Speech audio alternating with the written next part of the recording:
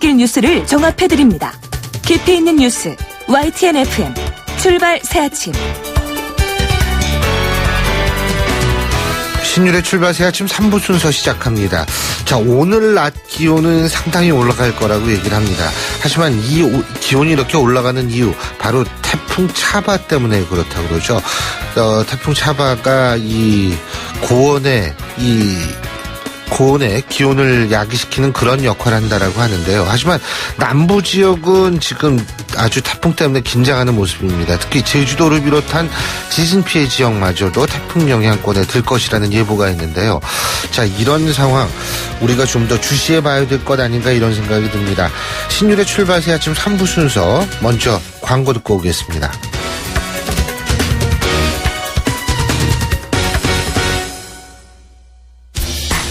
항공권도 매진이야. 실시간 빠른 항공 호텔 예약 시스템 온라인 투어. 가격이 싸니 일정이 별로야. 알뜰하고 품격 있는 여행은 온라인 투어. 에어텔, 교통패스, 각종 입장권.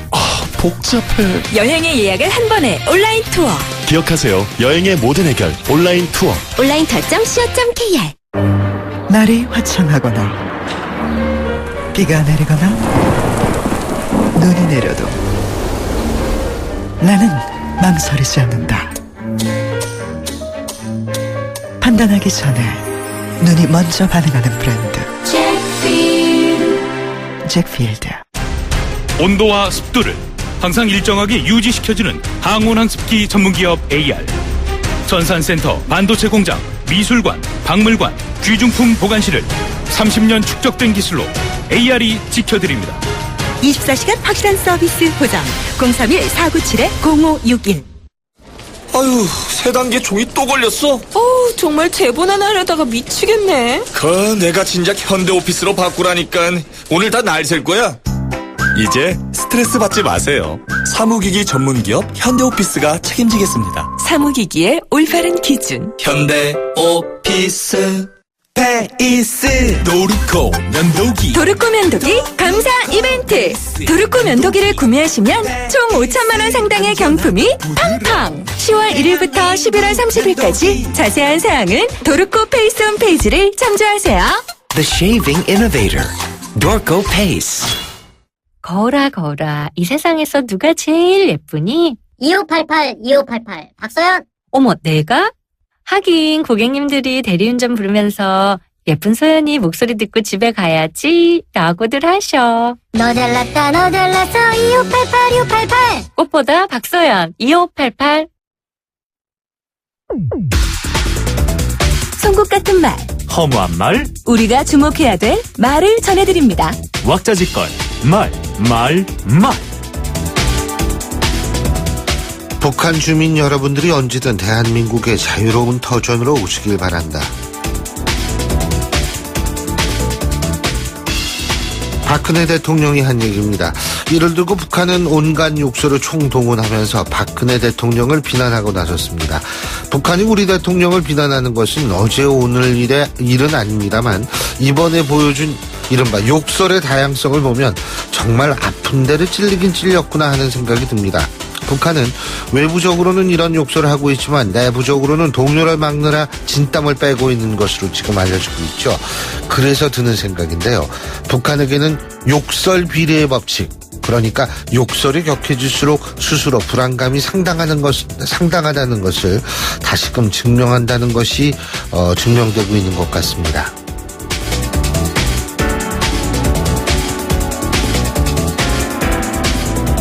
의사 선배로서 서울대 의대 학생들의 생각에 동의한다. 국민의당 안철수 의원이 한 얘기입니다. 고 백남기 씨의 사망 원인을 병사라고 쓴 서울대병원의 사망 진단서를 놓고 논란이 일고 있죠. 의대 재학생들뿐 아니라 서울대병원 특별조사위 기자회견에서도 외인사가 아니라 병사란 진단에 대해서 지침 위반이다, 이렇게 밝힌 상황인데요. 지금 서울대 측의 입장은 사망진단서 작성 지침에는 맞지 않지만 그렇다고 주치의 입장도 존중해야 한다는 그런 입장입니다. 그러니까 당신도 맞고 또 당신도 맞는다는 얘기를 들을 수밖에 없는데요. 그래서 듣는 이 입장에서는 도대체 무슨 얘기를 하는지 이해하기 어려운 것이 사실입니다. 서울대학교라는 위상과 권위에 맞는 답변은 아니라는 겁니다. 그래서 하는 말인데요. 사회적 상황과 여론의 눈치 보지 말고 좀 확실하게 답변하는 모습을 보여줘야만 서울대의 권위가 유지될 것이라는 생각입니다. 서울대학교, 우리나라 최고의 대학 아닙니까?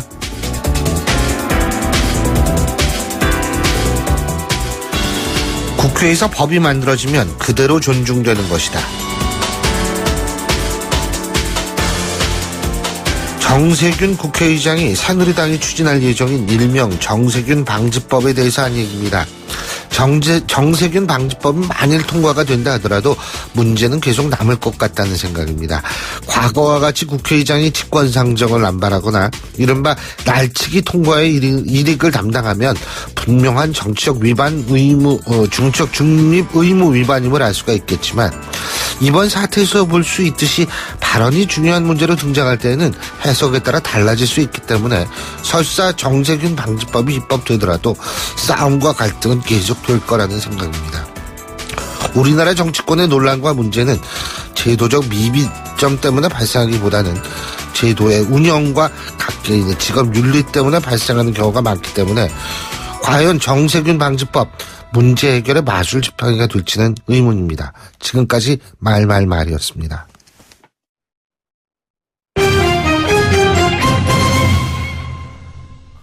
자, 경제 뉴스 알아보겠습니다. 최유한 평론가 전화 연결돼 있습니다. 안녕하십니까? 예, 안녕하십니까. 최유한입니다.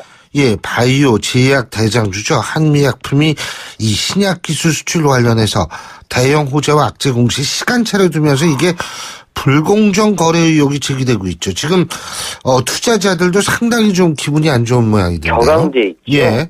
그러니까 쉽게 말씀드리면 한미약품이 이 베링거 인겐하임으로부터 그 수출 계약 해지 통보를 받았다고 공시한 것이 9시 29분이었거든요. 예. 근데 이미 그러자마자 이제 시총 주가가 18.06% 추락하면서 1조 1,687억 원이 증발했는데 이미 악재 공시 하루 전이 29일 날 그 수출 계약을 했다고 알렸기 때문에 다음날 개장하자마자 사람들이 샀다는 거죠. 아니, 그러니까 이제 좀 정리를 해야죠, 이게. 예. 지금 로슈의 자회사인 제네텍하고 한미약품이 1조 원 규모의 표적 항암제 기술 수출 계약을 했다. 이게 예. 29일 날 발표를 했죠. 그래가지고 했고, 30일 개장하자마자 이게 한미약품 주식이 확 오르니까 사람들이 예. 많이 샀다는 거죠, 그죠? 몰렸다라는 그런데 거죠. 몰려가지고 샀는데 이게 이제 개장 직후인 오전 9시 29분에 베링거 인겐하임으로부터 계약 해지 통보를 또 받은 거죠. 그러니까 그렇죠. 이게 막 올라가지고 그때 샀던 사람들이 갑자기 또 뚝뚝 떨어지니까 손해를 봤다 이 얘기죠. 그죠? 그렇죠. 맞습니다. 예. 이게 한미약품 그때 만약에 그렇게 샀던 사람들은 예. 만약에 하루 만에 원금의 4분의 1 정도 날렸을 것이다 이렇게 추정되고 있거든요. 근데 개인은 2,101억 원을 사들였지만 기관과 외국인이 각각 2,037억 74원씩 팔아치웠습니다. 즉 정보가 있으면 안 샀다라는 겁니다. 그런데 지금 상황이 보면은 계약 해지 통보 시점부터 공시까지 14시간이 걸렸고 예. 1조 원 계약 수출 공시부터 해약 통지까지 17시간까지 걸렸는데 그럼 이 사이에 과연 정보가 새지 않았겠느냐라는 이야기도 있고요. 또 여기에 대해서 김지식 한미약품 최고 재무 책임자가 뭐라고 이야기했냐면 이 신약 개발 계약하기는 거래소 야근 당직자가 처리하기 어려운 중대한 사항이라 판단해서 이튿날 거래소를 방문해서 거래 공시 담당자와 협의 후 공시했다고 얘기했지만 금융당국에서는 이런 거는 급한 거기 때문에 회사의 여기 상한사 거래소 찾아오지 않고 회사에서 공시 시스템에 접속해서 올빼미 공시 밤사이라도 언제든 올릴 수 있다라고 정면 반박을 했습니다. 더군다나 만약에 온다 하더라도 공시가 오전 7시부터 시작되거든요. 공시 직원들 오전 6시부터 출근되어 있습니다. 그러면 시총 5조 원의 한미약품 재무팀이 이거 모를 리 없다라는 것이 업계의 공통 의견이거든요. 이 얘기는 한미약품의 결국 의지의 문제다라고 이야기할 수밖에 없는 겁니다. 그러니까 이게 하여간 참 얼마큼 시차가 되느냐 하는 부분이 지금 굉장히 뜨거운 감자가 되고 있는데. 그렇습니다. 예.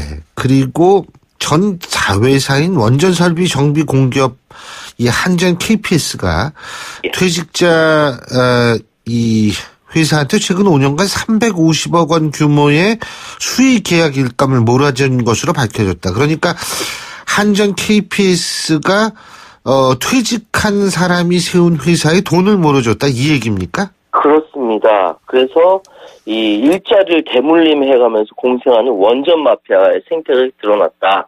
이렇게 이야기하고 있는 겁니다.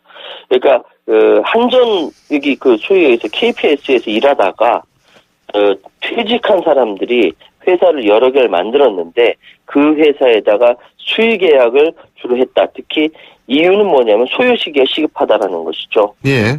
특히 계약의 20%를 독차지한 에이스 기전이라는 회사의 임원진을 살펴보면 거기에 전직 사장 2명, 부사장, 이사, 고문 모두 다 한전 KPS 고위급 출신이고 사실상 정관 이유 받으면서 일자를 대물림 받았다. 인생의 이모작을 그 회사로 생각한다는 것이죠. 이거는 뭐를 해줘도 극치고 원전 마피아를 뿌리 뽑지 않고서는 우리나라 원전 안전을 담보하기 힘들다. 이런 지적이 계속 나오고 있는 겁니다. 예, 오늘 말씀 여기까지 듣겠습니다. 고맙습니다. 예, 감사합니다. 예, 지금까지 최요한 평론가였습니다.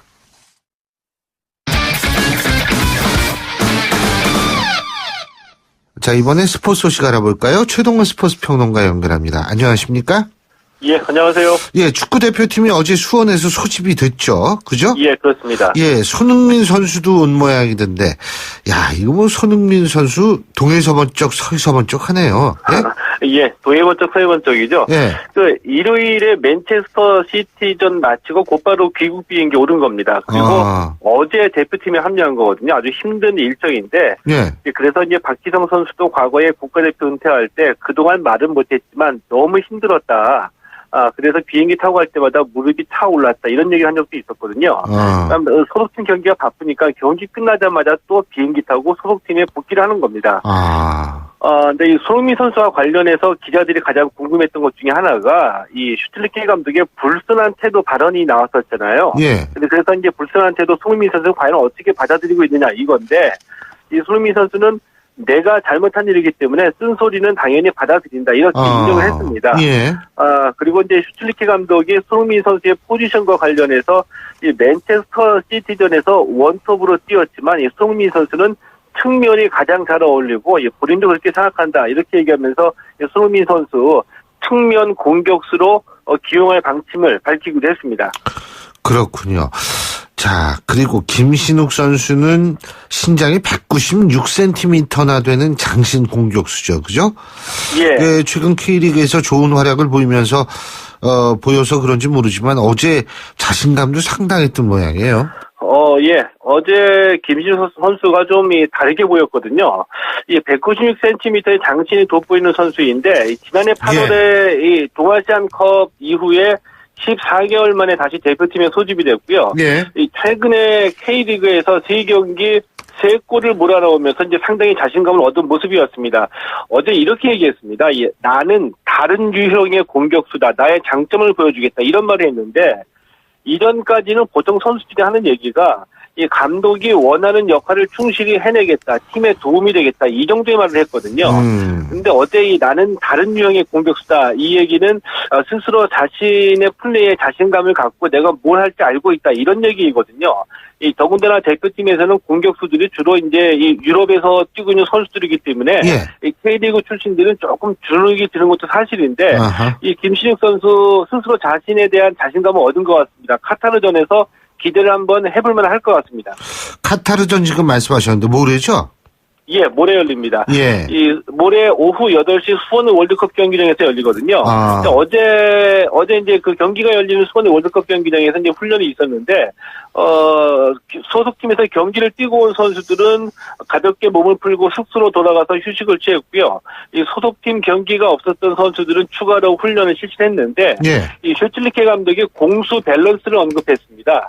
이 얘기가 무슨 얘기냐면은 이 카타르가 수비를 우선으로 하고 역습으로 승부를 내는 팀이기 때문에 우리는 어차피 공격 위주로 경기의 주도권을 잡으려 하겠지만 최대한 이 카타르의 역습에 대비해서 이 수비 밸런스에 신경을 쓰겠다. 이런 뜻으로 보시면 될 것 같습니다.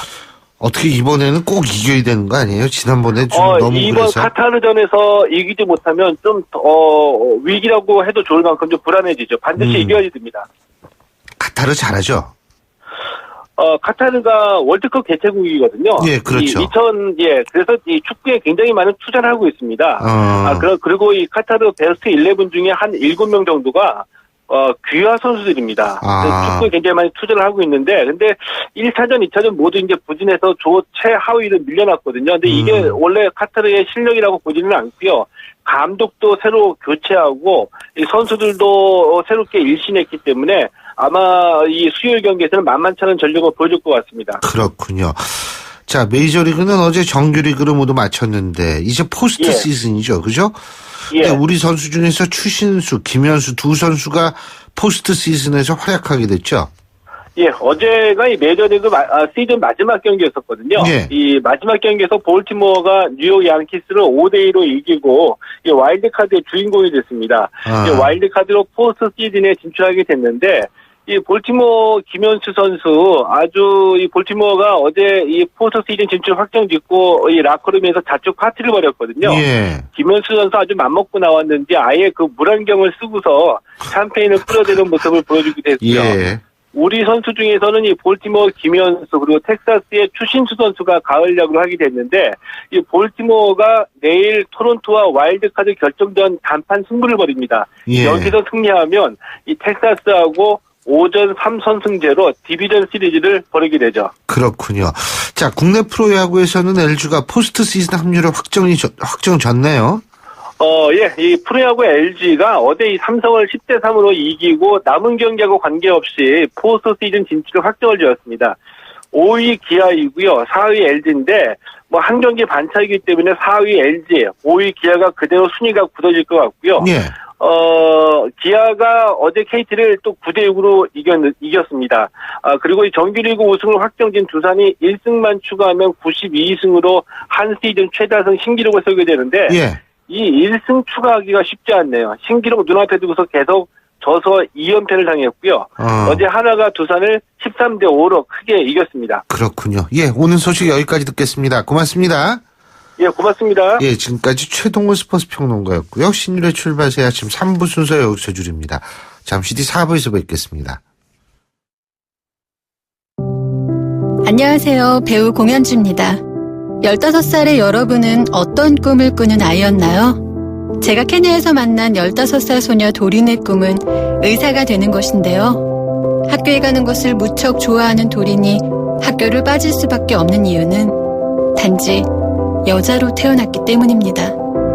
우리와 너무 다른 그동안 말하지 못한 소녀들의 이야기 궁금하지 않으세요? 여러분의 관심으로 소녀들이 다시 꿈을 꿀 수 있습니다.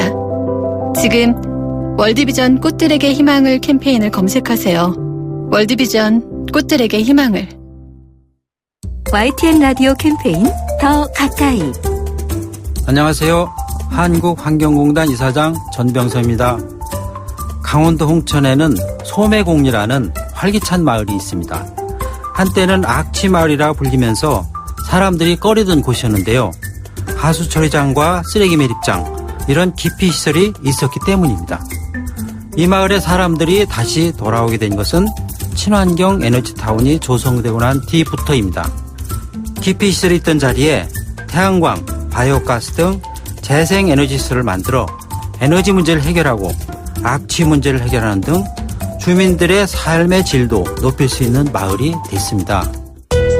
친환경은 더 가까이, 환경오염은 저 멀리, 환경과 에너지 문제를 동시에 해결해 보시는 것은 어떨까요? YTN 라디오 캠페인 더 가까이. 한국환경공단과 함께합니다. 골프 장갑도 G맥스, 등산 장갑도 G맥스, 헬스 장갑도 G맥스, 가죽 장갑도 G맥스, 장갑하면 G맥스, 대한민국 우리 장갑 G맥스. 30년 한길 범양 글러브가 만듭니다. 글러브 맥스 G맥스. 날카로운 분석, 내일을 보는 시선, 신율의 출발 새 아침. 신율의 출발 새 아침 4부 순서, 먼저 광고부터 듣겠습니다. 당신의 제규어는 수만 번의 코너링 후에도 그 가치가 확실히 지켜져야 합니다. 제규어가 보장하는 제규어 인증 중고차 서비스 트레이드인 프로그램. 보유하신 제규어를 최상의 조건으로 팔고 신차 구입 시 특별 혜택까지 누리시기 바랍니다. 제규어 공식 인증 중고차 전시장에서 만나보세요. 예, 화요일 아침입니다. 8시 30분 28초 지나고 있는데요. 자, 교통 상황 알아보겠습니다. 박화영 캐스터. 네, 신일의 출발새 아침 교통정보입니다. 많이 급하신가 봅니다. 곳곳으로 이동량도 많은데 돌발 상황이 많이 발생하고 있습니다. 내부순환로 성수동 가는 길 홍지문 터널 좀 앞둔 곳 3차로에 사고 발생했고요. 여의대방로는 대방역 가는 길 차량들 움직임이 많이 둔합니다. 양재대로는 양재 트럭터미널에서 양재 나들목 사이 2, 3차로에 수용차길이 부딪혔고요. 고속도로 곳곳으로도 사고 소식 전해지는데요. 서해안고속도로 목포 쪽으로 광명역 부근 3차로 에 사고 발생했고 영동고속도로 강릉 쪽으로도 덕평나들목 부근 1차로에 사고 발생했습니다. 안전 운행하셔야겠습니다. 신유의 출발새 아침 교통정보였습니다.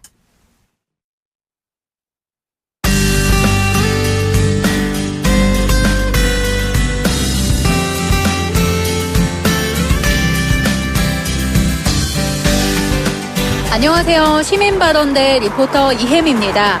양부모가 입양한 딸을 살해하고 시신을 훼손한 사건이 있었는데요. 이에 대한 시민들 의견 들어봤습니다. 애기들이 요새는 귀하잖아요. 다 절출산 이래갖고 진짜 남의 애기도 보면 너무 이쁜데 그런 소식 들으면 진짜 너무 마음이 아프지. 내 속으로 난 자식 아닌데 아무래도 조금 감정이 더 격해지겠지.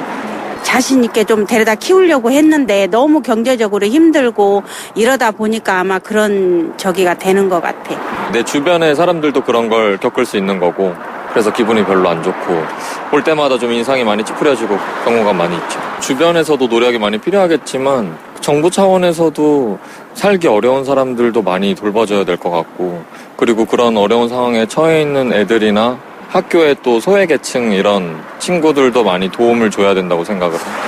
저희가 가까이 지내는 입양하시는 분들은 자기 아들, 딸 못지않게 정말 잘 키우는 사람들도 있고 그래서 입양을 한 분들에 대해서 이번 사건 때문에 편견이 없이 피해가 안 갔으면 좋겠습니다. 되게 책임감이 없다는 생각이 많이 들고 그렇게까지 할 정도였으면 차라리 다른 방법으로 애를 책임질 수 없다면 뭐 위탁기관에 맡긴다던가 그럴 수 있는 방법이 있는데 왜 그 죄 없는 아이들이 그렇게 죽어야 했는지 저는 조금 화가 나고 그런 일이 다시 없었으면 좋겠다는 생각이 들죠. 부모로서 가져야 되는 책임감에 대해서 부모가 충분히 생각을 하는 게 맞다고 생각을 하고요. 그리고 주변에서도 이런 학대나 의심이 됐을 때 충분히 신고를 먼저 해서 아이들이 좀 고통받기 이전에 구조될 수 있도록 하면 좀 더 좋지 않을까. 오늘 말씀 고맙습니다. 지금까지 시민발언대 리포터 이혜미였습니다.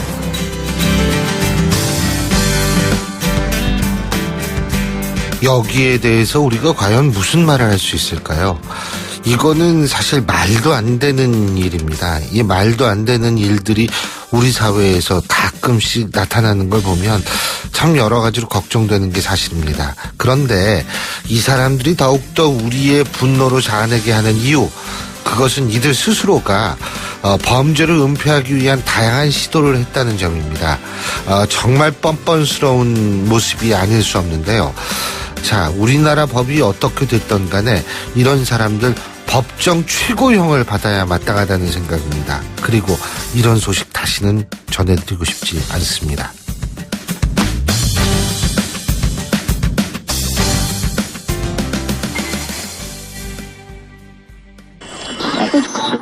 신율의 출발새 아침 오늘 순서 시작합니다. 오늘 아침 당신이 듣고 싶은 뉴스 94.5MHz YTN 뉴스 FM 신율의 출발 새아침.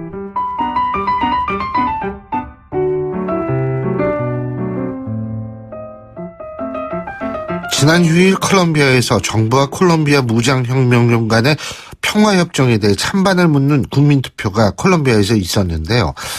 지금 이 결과가 좀 예상 바뀝니다. 왜 무난하게 가결된 전망이라는 그러한 얘기도 나오고 있었고 또 그래서 노벨 평화상 후보로까지 거론됐었는데 막상 투표 결과 반대가 우세하게 나왔습니다. 이 콜롬비아 국민들 평화협정에 반대하는 이유가 뭔지 궁금해질 수밖에 없는데요.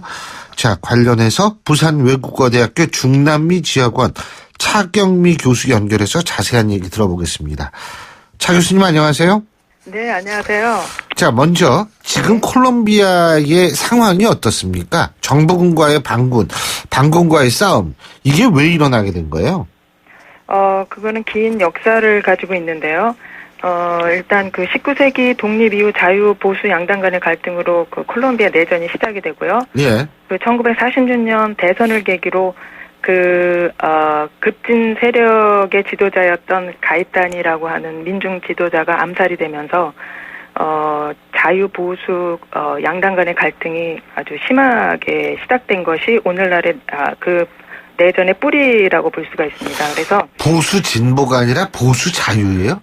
네, 자유 보수당 양당 간의 이 콜롬비아는 라틴 아메리카의 다른 국가와는 달리 양당 체제를 유지해온. 아니 양당이 문제가 아니고요. 네. 보수 진보냐 보수 자유라고 지금 교수님께서 말씀하셨죠? 네, 자유 보수 세력인데요. 이 급진 세력이라고 하지만 당시에 자유당 그 후보였고요.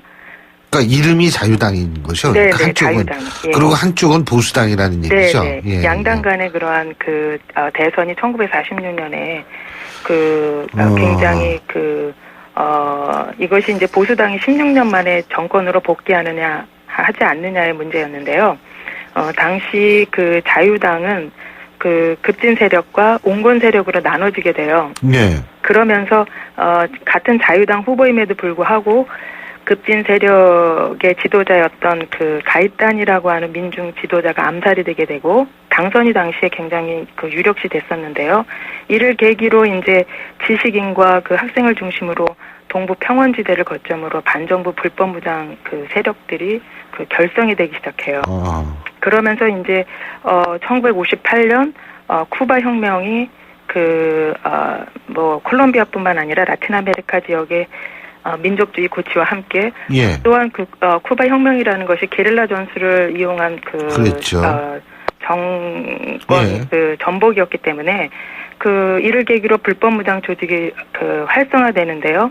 이전에 자유당파 불법 무장 조직들은 정부의 설득으로 그 무기를 반납했는데 당시에 이제 콜롬비아도 1920년대부터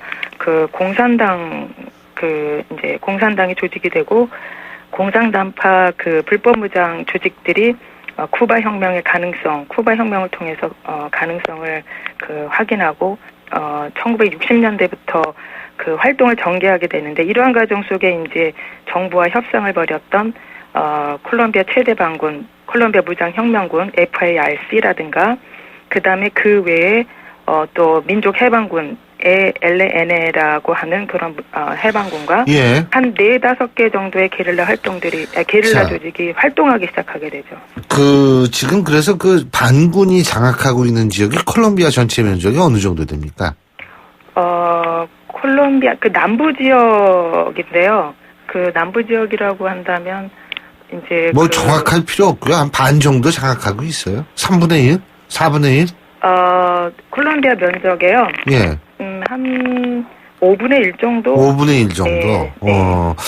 자, 그럼 반군이니까 주로 밀림 지역이 있겠죠, 그죠? 네. 네. 그런데 이래서 이제 이 반군 한 5분의 1 정도를 점령하고 있는 반군하고 콜롬비아 정부가 평화협정을 체결하겠다. 지금 이렇게 나왔던 거죠. 네. 근데 이걸 왜 반대한 거예요, 콜롬비아 국민들은?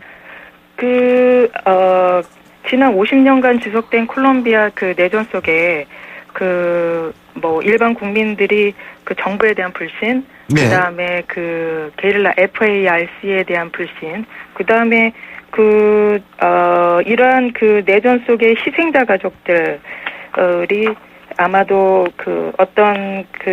이러한 50년간의 내전 끝에 그 책임자를 처벌하지 않는 평화협정을 아마도 콜롬비아 국민이 수용하기가 어렵지 않았을까라는 생각이 듭니다. 책임자 처벌이라는 게 뭐예요? 무슨 책임자요? 50년간의 내전을 지속해왔던 게 이제 주요 그러한 그 조직이 이번에 정부와 평화협정을 맺은 FIRC인데요. 예. 여기에서 이제 그 평화를 살펴보면 정부가 그 무장 혁명군들에게 그 상당한 많은 혜택을 준다던가 그 면책의 부분에 대해서도 어떤 그 이제 많은 그 국민들 입장에서는 수용하기 어려운 그러한 그 면책 부분이라든가 이런 부분에서 아마도 국민들의 반감이 그러니까 이제 평화협정을 한다면 이 반군에 대해서 상당 부분 책임도 묻지 않고 그죠? 그냥 모든 걸 수용하게 되는데 그런 부분을 국민들이 받아들일 수 없었다 이렇게 이해하면 되는 그렇죠. 건가요? 예. 더군다나 이제 그 지난 50년간 콜롬비아 정부는 지속적으로 정권이 바뀌었다 하더라도 지속적으로 반군과의 그 평화협정을 시도해 왔는데요. 예. 겉으로는 평화협정을 하지만 실질적으로 협정이 체결된 이후에도 뭐 요인 암살이라든가 테러 이런 그러한 그다음에 양민에 대한 학살 이런 것들을 지속해 왔기 때문에 콜롬비아 국민들이 아무래도 그 내전의 실질적인 피해자이기 때문에 이러한 그 처벌을 요구할 수밖에 없다. 네, 그렇죠.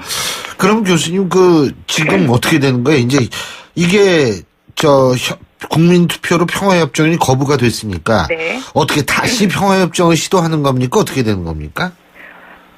국민 투표가 이제 죄송합니다. 괜찮습니다. 예. 네. 국민 투표가 이제 부결됨에 따라 콜롬비아 정부와 FRC는 새로운 내용으로 평화협정을 뭐 체결한다거나 아니면 다시 국민 투표를 치르거나 정부가 아닌 의회가 기존 평화협정 입법을 추진할 것으로 관측되고 있는데요. 그러할 것으로 내다보고 있습니다. 현재. 다시 추진한다. 네. 그러니까 뭐 정부 입장에서 볼 때는 언제까지나 싸울 수는 없다 이런 얘기겠죠, 그죠? 네, 실질적으로 이제 그 현 대통령이 산토스 대통령인데요. 그 산토스 대통령 전 정권이 이제 우리베 이번에 평화협정에 그 반대 그 캠페인을 벌였던 주요 인물이거든요. 예. 실질적으로 그 대통령은 이제 당선 이후에 그 마약과 그 게릴라에 대한 강경 정책을 수색하면서 그 국가안보 정책을 수행해 왔는데요. 그러한 과정 속에 이제 양민 학살이라든가 우리베 정권이 이제 부족한 정부군을 대체해서 민병대를 양산해내고 이러한 과정 속에 민병대가 점령제를 확장하는 과정 속에 양민을 학살하게 됨으로 인해서 그 국내외적으로 그 비난을 받게 되죠. 그래서 우리베 대통령이 전 대통령이죠. 민병대, 전 대통령이 민병대를 해체를 했는데 그럼에도 불구하고 이들이 헤쳐 모여서 새로운 조직을 만들었거든요. 근데 이 당시에 그 국방부 장관이 지금 산토스 대통령이었어요. 그래서 그 산토스 대통령은 사실상 우리베 전 정권의 그 오른팔이었는데 현재로서는 서로 대치되는 상황에 있는 게 뭐냐면 산토스 대통령은 정권을 장악한 이후에 그 우리베의 이미지, 우리베 친우리베 정권이라고 하는 이미지를 벗어나기 위해서 평화협정을 주도적으로 이제 유지해 나가고요. 이러한 과정 속에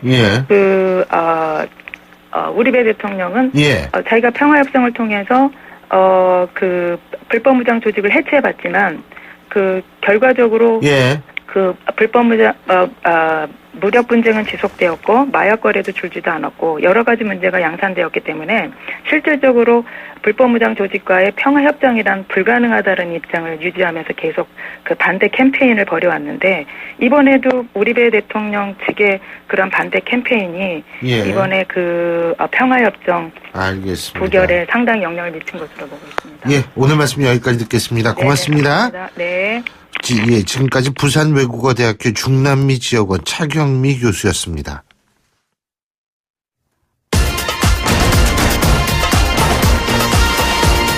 여러분이 지금 듣고 계신 주파수는 FM 94.5MHz입니다. YTN 뉴스 FM.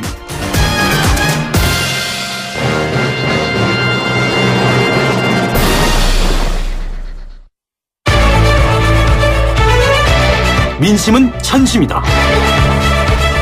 생생한 여론을 통해 우리 사회를 진단합니다. 이것이 여론이다.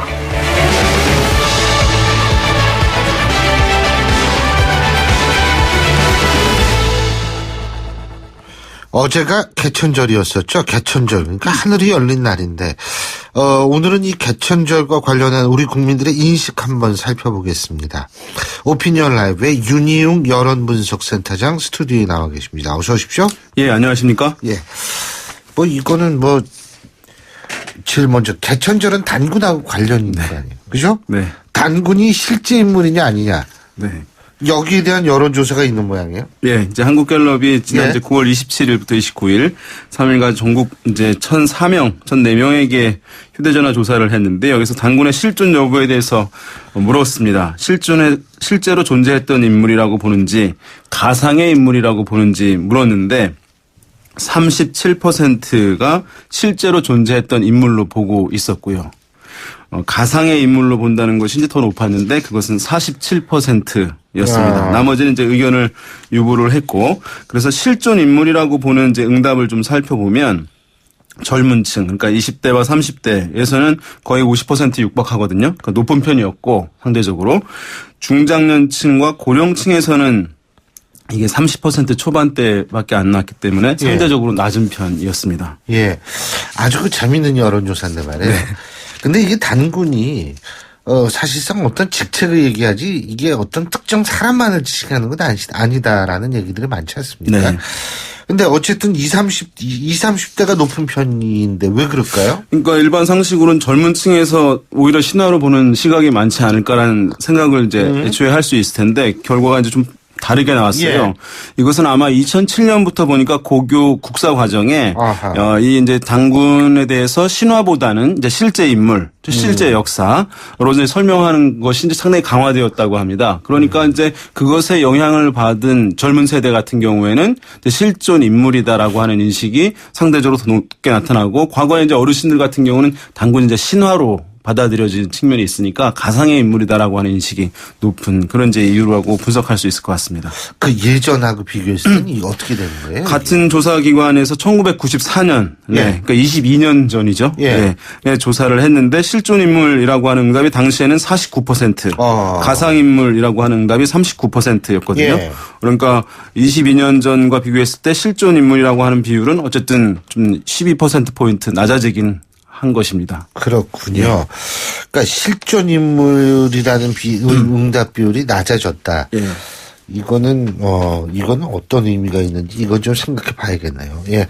근데 어쨌든 단군 시조니까 우리가 뭐 단군을 이렇게 모신다 이런 거에 대해서도 여론조사가 있었죠. 네, 그렇습니다. 그래서 이제 시조니까 단군을 모시는 것에 대해서 이제 어떻게 생각하는지, 그래서 우리나라의 시조임으로 당연하다고 보는지 아니면 일종의 우상 숭배이기 때문에 불필요한 일이다라고 보는지 질문을 이제 했는데요. 우리나라의 시조임으로 당연하다 모시는 것이 이런 응답이 높았는데 56%가 나왔습니다. 제법 높았던 것이고요. 예일종의 우상 숭배로 불필요한 일이다라고 하는 것의 공감은 29%였습니다. 그러니까 22년 전 94년에도 이 조사가 있었는데 그때는 당연하다 61%. 불필요하다 23%로 격차가 좀 더 컸는데 어쨌든 이번에 약간 이제 더 줄어들긴 했는데 생각보다 많이 줄어들지는 이제 않은 것이고요. 여기서 이제 보면은 실존 인물, 가상 인물 인식하고는 다르게 중장년, 고령층, 나이가 드신 분들 같은 경우는 모시는 게 당연하다는 비율이 높고요. 예. 반면에 젊은 층에서는 모시는 게 당연하다는 비율이 이제 낮은 차이가 이게 이해가 안 되는 게 실존 인물이 아니라고 생각하면서 모시는 건 맞다고 생각하는 거 이거 모순 아니에요? 그러니까 저도 이제 고민을 했는데 이게 자연스러운 결과 같아요. 왜냐하면 실존 인물이라고 젊은 층에서 인식하는 비율이 있잖아요. 그 실존 인물을 모신다. 라고 하는 것이 오히려 이제 비합리적이라고 생각될 수 있는 것이죠. 그러니까 중장년층 같은 경우에는 이제 가상인물, 약간 신화적 인물로 받아들이니까 모시는 것이 자연스럽고 당연하다고 하는 인식으로 연결되는 것이고, 실제 했던 인물인데 어떤 신처럼 모신다고 하는 것이 이것은 맞지 않다라고 하는 인식이 이제 자연스러운 논리 형식이거든요. 생각되는. 그러면서 봤을 땐 이게 이제 충돌되거나 모순되는 게 아닌 측면도 있죠. 그렇군요. 뭐 이거는 그리고 제가 볼 때는 모신다는 표현을 어떻게 받아들이냐는 젊은 층하고 좀 약간 의미가 그렇죠.